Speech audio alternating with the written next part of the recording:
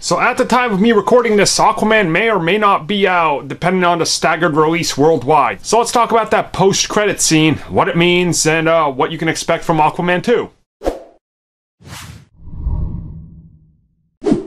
So if you've seen the movie, you probably know how it goes. Black Manta gets a pretty good beating in his last appearance in the movie.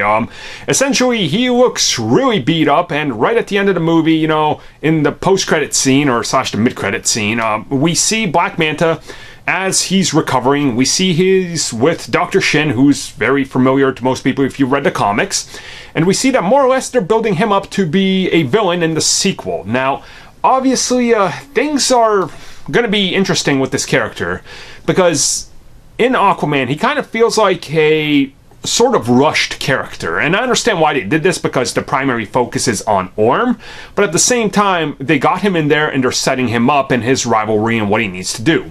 So naturally, you know, in the state he's in, specifically working with someone who wants to discover Atlantis and know what's happening, and the fact that he knows about it, kind of gives you the idea of what the post-credit scene was setting up.